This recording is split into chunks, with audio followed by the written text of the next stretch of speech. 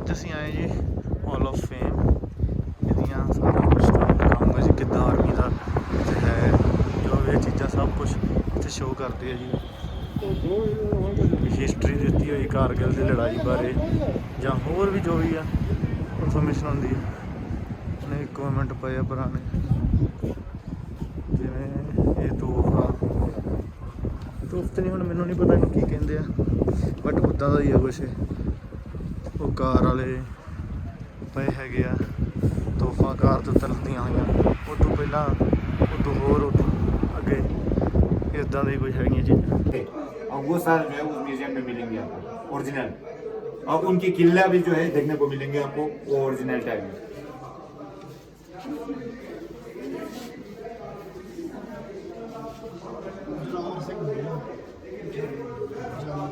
कारगिल दे ये है सर, यहाँ पे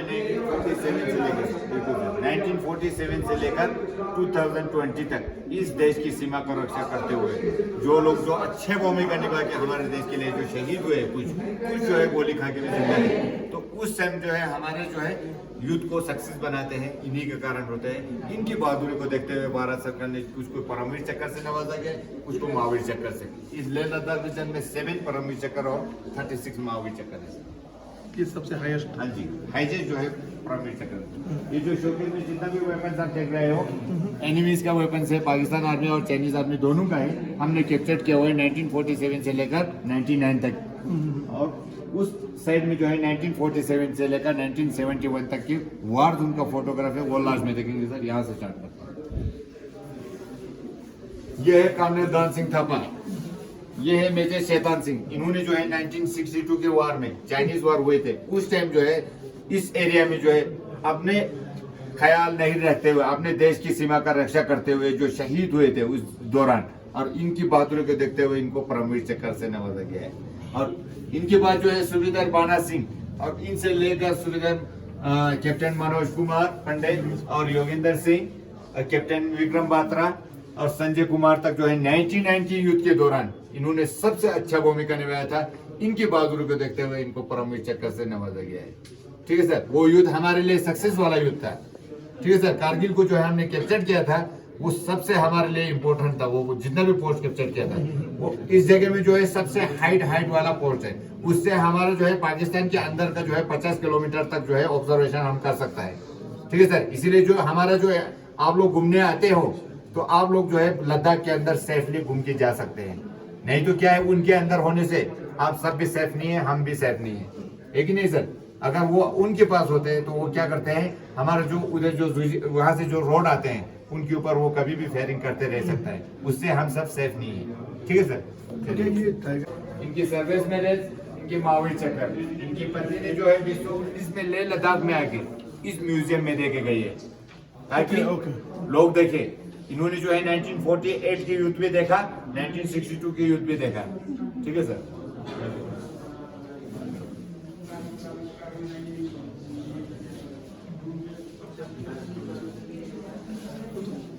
सेवान रीजन, इनका इस एरिया में सबसे भूमिका रहता है। ये है लद्दाख का सबसे मेन हीरो, क्योंकि जो है पहले जब 1947 में पाकिस्तान और हिंदुस्तान जब अलग हुए थे तो तुर्तुक जो है हमारा किसके अंडर था, पाकिस्तान के अंडर।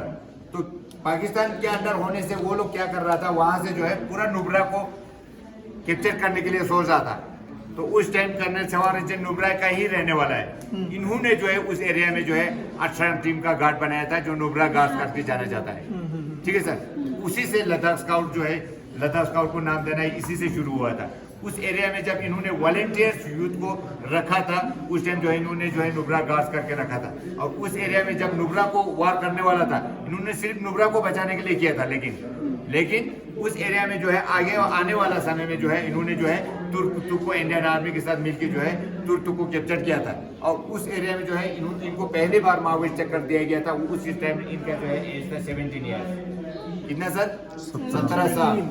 17 साल में तो हम लोग कुछ भी नहीं सोचते हैं। और उनके उसके बाद 71 में फिर एक बार युद्ध लड़ा गया। थांगगाऊ तक और थार ग्लेशियर का पूरा इलाका जो है हमारे लिए इम्पोर्टेंट था, क्योंकि जो है वो वहाँ पे जो एक पोस्ट है सबसे हाई जो 23,000 फीट के ऊपर, वहाँ से पाकिस्तान का भी काफी जो है नीचे अंदर का भी ऑब्जर्वेशन हम कर सकता है, रख सकता है। तो वो पाकिस्तान के अंडर होने से तुर्क को दोबारा वो रिकैप्चर कर सकता था, इसीलिए वो जरूर इम्पोर्टेंट था। इन्होंने दोबारा जो है उस एरिया में यूज सेट कर जो है 71 में दोबारा कैप्चर किया गया। थांगाऊ तक कम्प्लीटली थांग ग्लेशियर जो है हमारे अंडर में लाया गया है। इनको दूसरे इनके बहादुरी को देखते हुए भारत सरकार ने दूसरी बार महावीर चक्र प्रदान किया गया था इनके नाम। आज के दिन भी वो हमारे कब्जे में, आज हमारे कब्जे में है सर। आप लोग तुर्तुक एरिया में नुब्रा एरिया में जाएंगे तो इन्हीं के बहादुर जो है आप सेफली वहां से वापस आएंगे। हमारे इंडियन आर्मी उस एरिया से ऑब्जर्वेशन कर रहा है, आप लोगों की सलाह उधर जो है आराम से जो है घूम के चला जाए एंजॉय करके, ठीक है सर।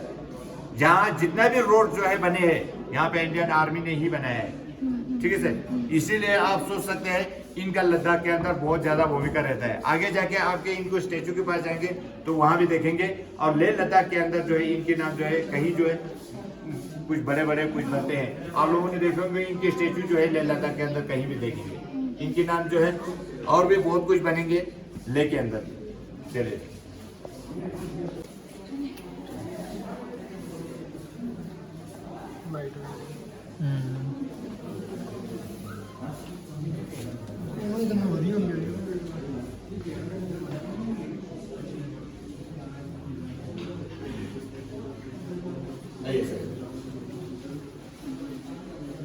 ये है कर्नल सोना मोहम्मद। इन्होंने जो टाइगर हिल को कैप्चर करते समय 1998 के दौरान इनका सबसे ज्यादा भूमिका रहता है। और 5 गोली खाने के बाद जो है अभी जीवित है सर। अभी एक सर्विसमैन है, लेकिन हमारा एक सर्विसमैन के ऑफिस में जो हेड ऑफ कमांड के तौर पर काम करते हैं।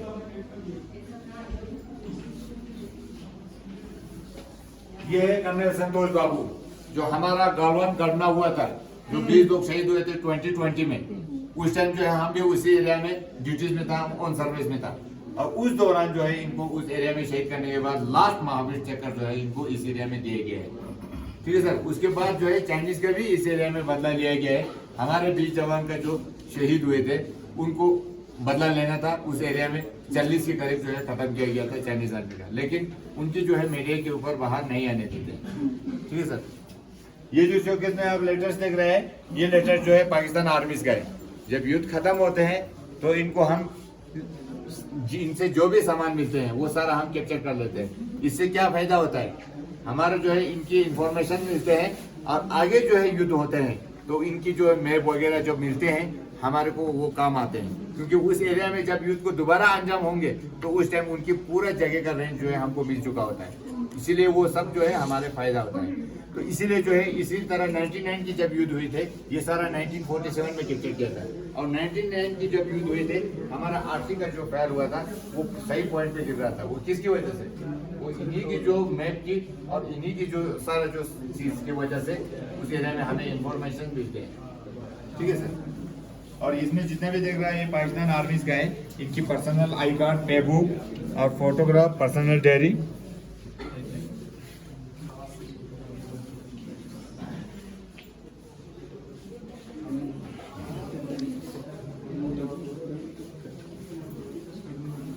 यहाँ पे 1947 और 48 के जस्ट इंडिया पाकिस्तान अलग हुए थे, उसके बाद जो है कैप्चर किया था। उस टाइम उस एरिया में युद्ध जब हुआ था तुर्तुक को कैप्चर करते समय नुब्रा गार्ड के तौर पर। और आप देख सकते हो पूरा ब्लैक एंड व्हाइट में फोटो है। और जब यहाँ पे युद्ध जब फर्स्ट स्टार्टिंग हुए थे तो उस टाइम ट्रेडिशनल ड्रेस में युद्ध लड़ा गया, एकदम से जो है आर्मी वाला ड्रेस नहीं थे। तो आप सोच सकते हैं वेपन्स की कमी होते हुए यहाँ पे आर्चरी को भी शामिल किया गया है, ठीक है सर, आप देख रहे हो। और इसी तरह जो है आप इनमें जो है इसको फोटो खींच के भी ले जा सकते हो। इनमें लिखा भी है यंग 17 ईयर्स और लद्दाख की सेवा रीजन जो है इन्होंने जो है उस एरिया में जब युद्ध को अंजाम दिया था। अब पहला महावीर चक्कर जो है इनको दिया गया है। ऐसा हमारे इंसान में हमारे लद्दाख के अंदर जो है सिर्फ 6 लोग है सर जो 2 बार महावीर चक्कर है। और जिनको 17 साल की उम्र में महावीर चक्कर मिला गया, ऐसा हमारे इंडिया में सिर्फ एक ही लोता है, ठीक है सर। इसीलिए लद्दाख के अंदर इनको भगवान से कम दर्जा नहीं देते हैं। चलिए सर ये पियानो के पास।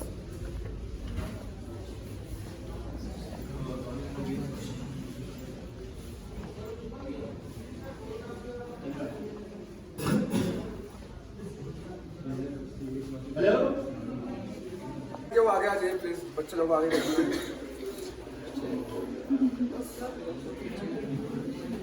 पूरे बच्चे ही है, बताओ। तो सबसे पहले आप लोग का जोश देखा जाएगा, ठीक है। जो आपका फर्स्ट जोश होगा मेरा लास्ट तक जोश रहेगा। कोई एक कहिए भारत माता की और सभी कहेंगे जय। शुरू कीजिए। भारत माता की जय, भारत माता की जय, भारत माता की जय। भारत माता की जय ऐसा वर्ड है जो कि पॉकेट में हाथ डाल के फिर हाथों को फोल्ड करके नहीं कहा जाता। आप लोग को पता होगा ऑल ओवर इंडिया में इस तरीके से कहा जाता है। प्लीज थोड़ी तेज आवाज में बोलिए।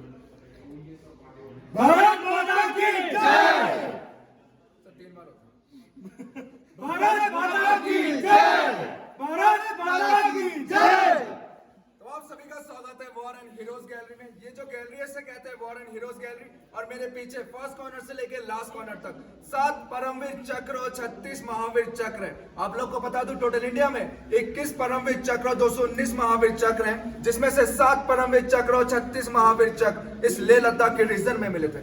आप लोग के पीछे 1947 से लेकर 1971 तक जितने भी वॉर हुए थे, वॉर जोन के फोटोग्राफ्स आप लोग के पीछे लगे हुए हैं। बाद में आप उसे देख सकते हैं। ये जो वेपन जो आप देख रहे थे सारे वेपन कैप्चर्ड है, जो कि हमने 1947 से लेकर 1999 तक जितने भी वेपन कैप्चर किए थे, कुछ वेपन यहाँ पर डिस्प्ले करके रखे हुए हैं।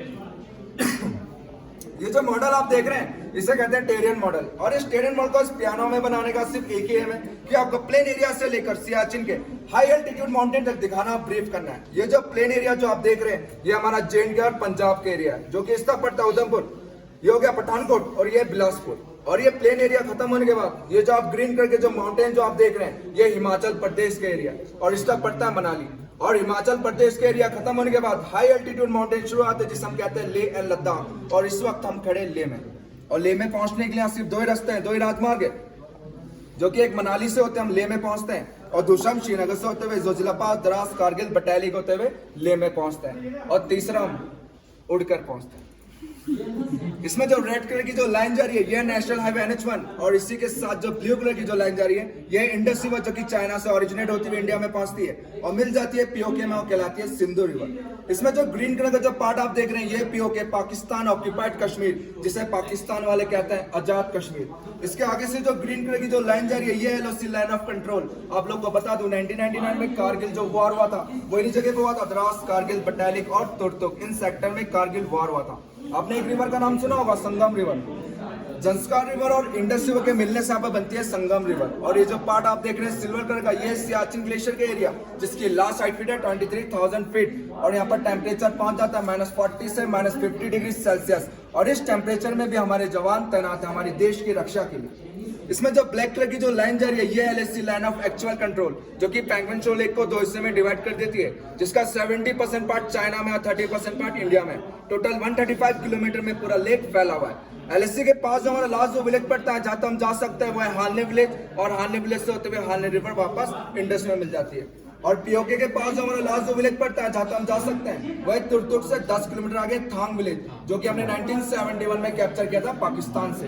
यहाँ पर 2 डिस्ट्रिक्ट है, एक है लेह डिस्ट्रिक्ट, दूसरा है कारगिल डिस्ट्रिक्ट, जिसे हम कहते हैं ईस्टर्न लद्दाख और वेस्टर्न लद्दाख। यहाँ पर 2 एयरपोर्ट है, एक है लेह एयरपोर्ट, दूसरा है प्रतापपुर एयरपोर्ट। और प्रतापपुर एयरपोर्ट ज्यादातर हमारे मिलिट्री रीजन के लिए होता है। आपको बता दो लेह जो डिस्ट्रिक्ट है ये area wise second largest district आता है ऑल ओवर इंडिया में।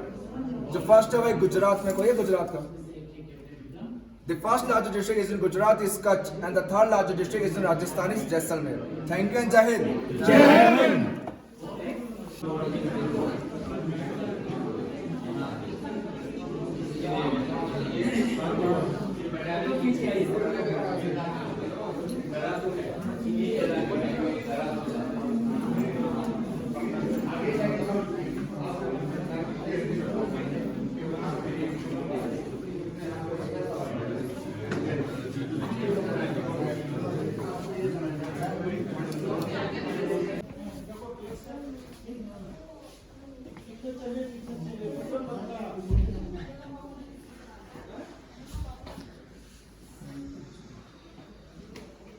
पिक्चर बन के फेमस हो गया लेकिन ये पता नहीं चलता सर। हाँ पिक्चर चलिए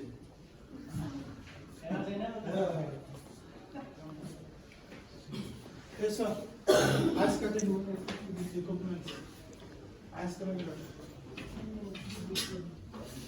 ब्रिज बना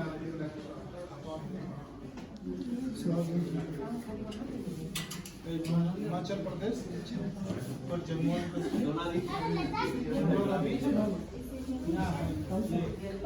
पिंदरा की 10 ਜਰੀਬ ਕੀ ਹੈ ਜਰੀਬ ਜਿਹਦੇ ਨਾਲ ਆਪਾਂ ਪਹਿਲੀ ਨਹੀਂ ਮਿਲਦੇ ਉਹ ਆ ਗਈ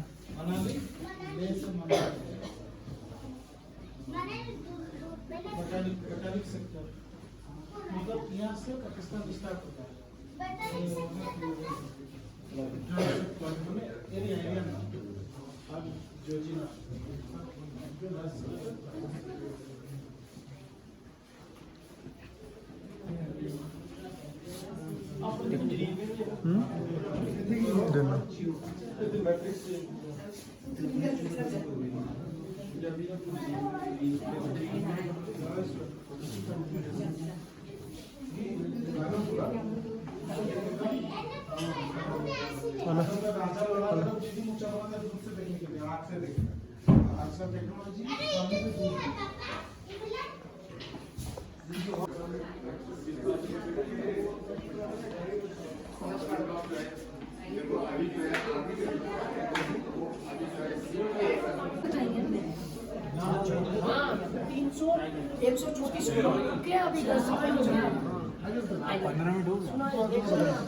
इसीलिए तो मैं आपको आगे जाने के लिए आगे जाइए आगे कोई नहीं रहेगा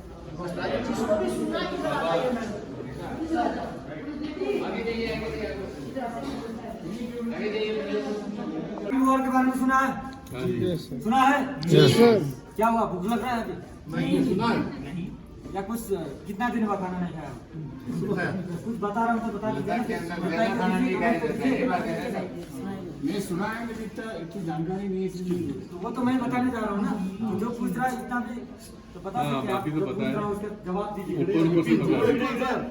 मैं भी उसी तरीके से दूंगा ना फिर आपके हृदय तक सुनाई नहीं देगा फिर ठीक है सर आपने कारगिल वॉर के बारे में सुना है किसने सुना है सुनाइए फिर ऊपरी ऊपरी सुना है ऊपरी ऊपरी आज युद्ध हुआ था पाकिस्तान ने जो टीवी ने दिखाया हमने वही सुना है किसी ने टीवी में देखा किसी ने मूवी में देखा आपने नहीं देखा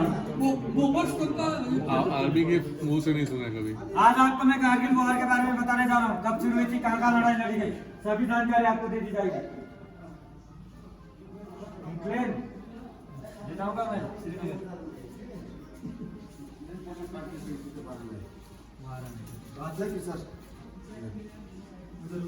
उधर उधर पीछे हो जा सकते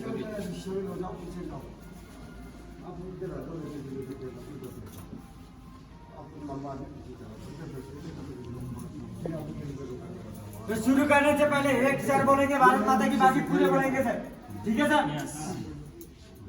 जोश से बोलेंगे मरियाद की तरह नहीं शुरू कीजिए भारत माता की जय भारत माता की जय वंदे मातरम वंदे मातरम कुछ मजा नहीं आया मुझे सिर्फ सर के अलावा किसी ने सम्मान नहीं दिया देखो सर भारत माता की जय ऐसा है जो एक भारत माता की जय ऐसे नहीं बोलते हैं ऊपर करके बोलिए। जेब में हाथ लगा के हाथ को पास से बोलते हैं सर नहीं बोलते हैं ना सर तो और लोग सम्मान दीजिए ना सर मत करो सर सॉरी आप तो मतलब अगर दोबारा शुरू करने पे हाथ नहीं खड़ा होगा जगह मुझे पता है कहाँ है हमें पाकिस्तानी सर आपको पता नहीं है कि हाथ खड़ा करके ऐसे बोलते कभी आपने कभी देखा नहीं अभी शुरू करें भारत माता की जय भारत माता की जय भारत माता की जय वंदे मातरम किसने आज पहली बार बोला भारत माता की जय ईमानदारी से बताइए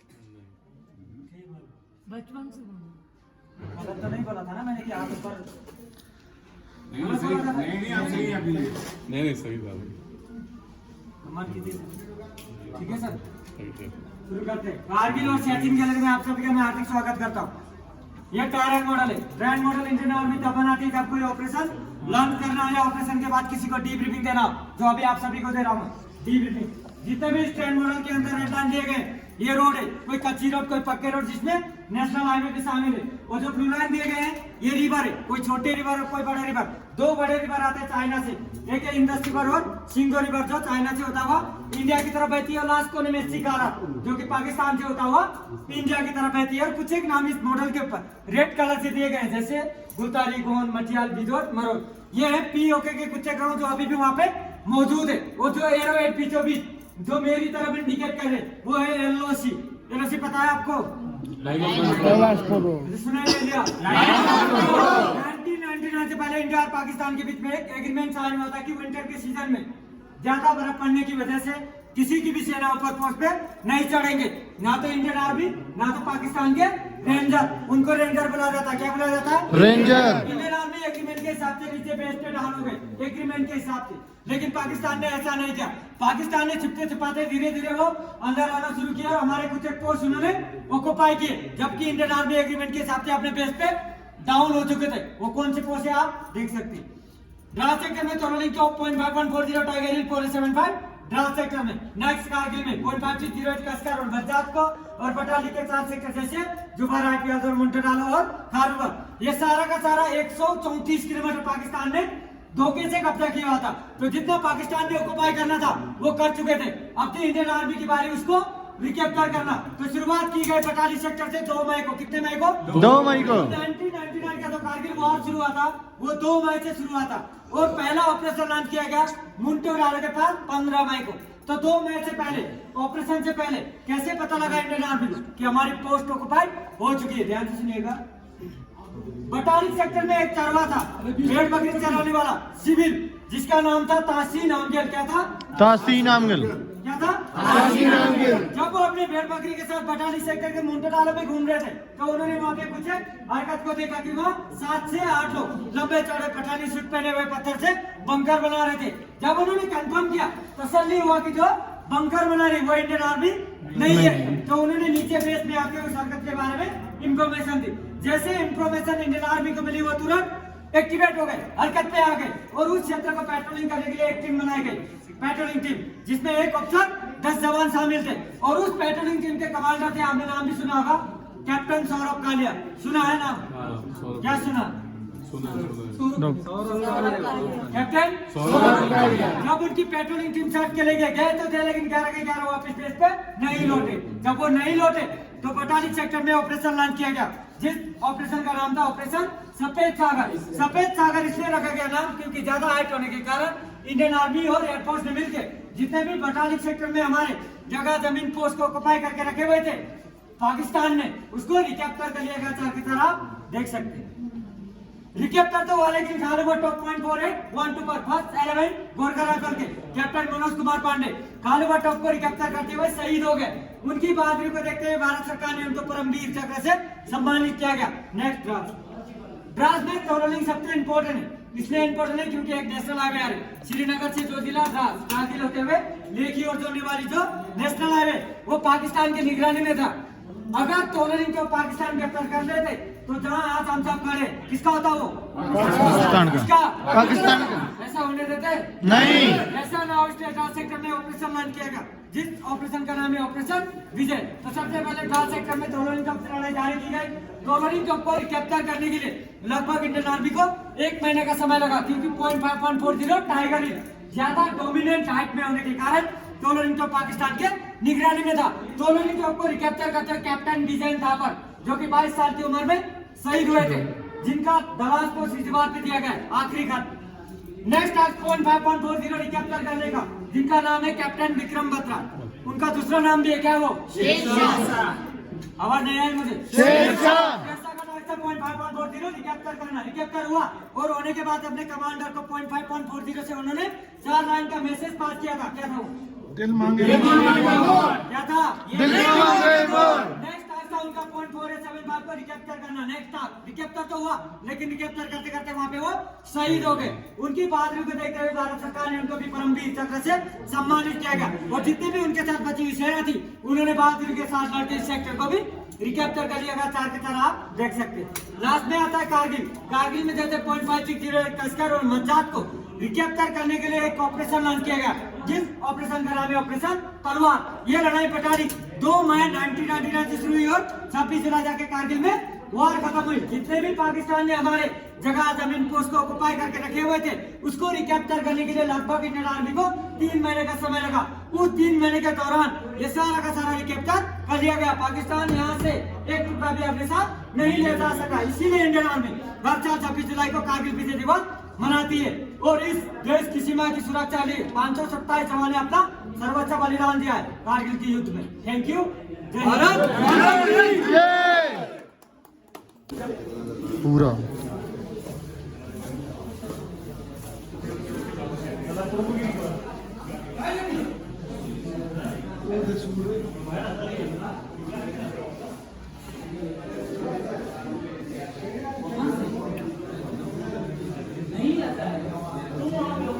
एक 47 एक 56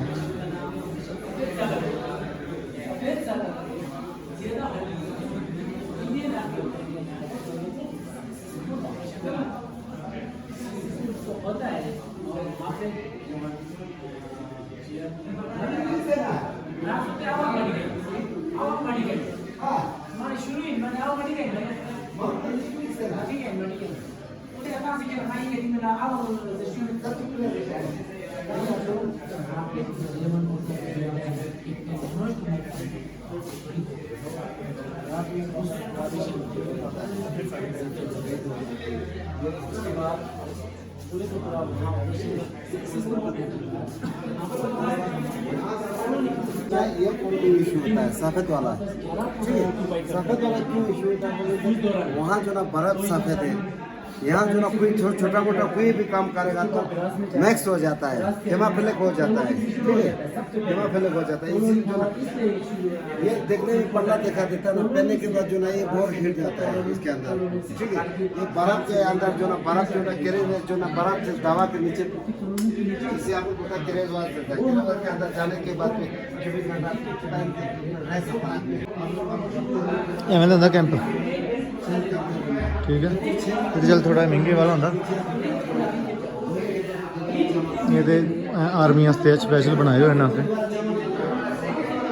ਇਹ ਸਾਰਾ ਕੁਝ ਹੋਆ ਜੀ ਜਿਹੜੀ ਆਰਮੀ ਬਰਫ਼ ਦੇ ਉੱਪਰ ਗਲੇਸ਼ੀਅਰ ਦੇ ਉੱਪਰ ਰਹਿੰਦੀ ਆ, ਕੀ ਕੀ ਇਕਵਿਪਮੈਂਟ ਯੂਜ਼ ਕਰਦੇ ਆ, ਟੂ ਜ਼ੈਡ ਕੰਪਲੀਟ ਚੀਜ਼ਾਂ ਜੀ ਉਹਨਾਂ ਦੀਆਂ ਸਟਾਰਟਿੰਗ ਤੋਂ ਲੈ ਕੇ ਐਂਡ ਤਾਈਂ।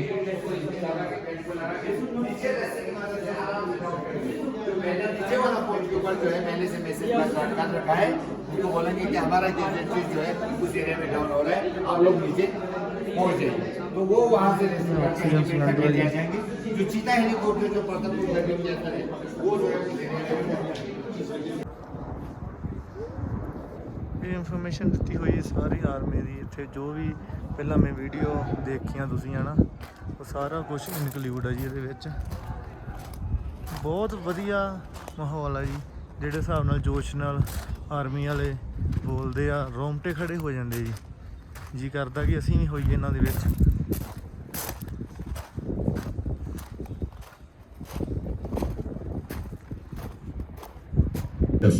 संपर्क संचार के रास्ते भी बंद हो जाते हैं। इसके बावजूद भी हमारे जाबाजों को हमेशा अलर्ट रहना पड़ता है और ट्रेनिंग तथा कड़े अभ्यास से जुड़ी दिनचर्या को भी जारी रखना पड़ता है। इनमें mountaineering, ice craft training, snowcraft training, para jumping और स्कीइंग जैसे अभ्यास शामिल है। ऐसी ऊंचाइयों पर लैंडस्लाइड्स और अवलांच का खतरा रहता है, फिर भी हमारे जवान अपनी जान की परवाह किए बिना लोगों की रक्षा करते हैं।